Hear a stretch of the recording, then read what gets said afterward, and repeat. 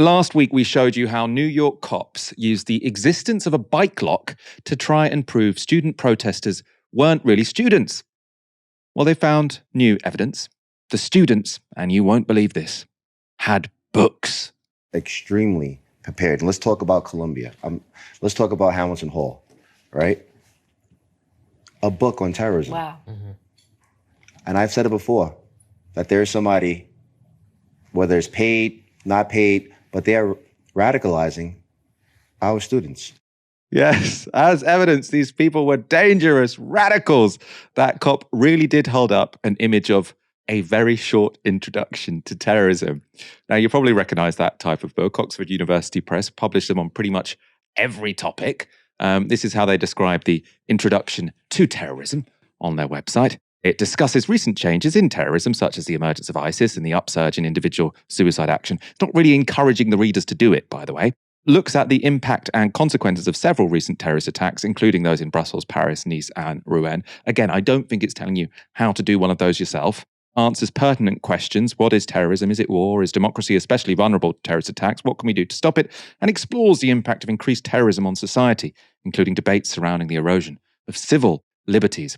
Other additions of very short introduction, which might be of interest to the NYPD, include a very short introduction to violence or a very short introduction to organized crime. Possession of either of these would be presumably evidence that you're sort of a member of the mafia are about to shoot someone because they haven't paid back your debt or their debts to you.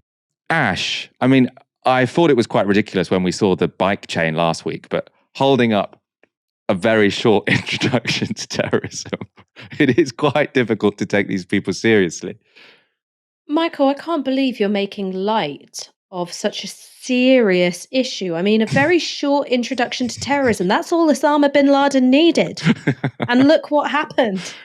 That's what we had in those caves under the mountain, was just sort of all the most sinister, very short introductions that one can order on Amazon.com. I mean, yeah, he had that and, gigabytes of pornography. I mean, I think that was probably a terrible combination. I mean, what's funny, not funny, haha, but like interesting is that this is exactly the same strategy that Israel has used with regards to Gaza. So when the IDF have performed what's called clearing operations in Gaza, which basically means after bombing the living daylights out of residential neighborhoods, sending in ground troops, there have then been these absurd claims about, we found, the Hamas guidebook to anti-Semitism and violence in a 3-year-old's bedroom. This just shows, how much Hamas have infiltrated, the homes and families of Gaza, that even 3-year-olds are reading this material. I mean, I'm being facetious, but not by very much.